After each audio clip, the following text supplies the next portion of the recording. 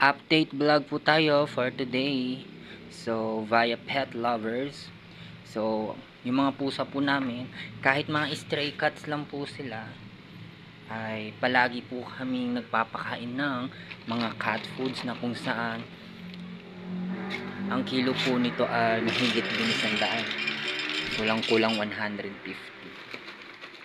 So, ang pusa po namin ay 7 kasi kakapanganak lang po nitong puti. At nandito po ang anak sa kanyang mini bahay. So, ayun po. Ang tatlong bago naming pusa. And this is the nanay. Si Snow White.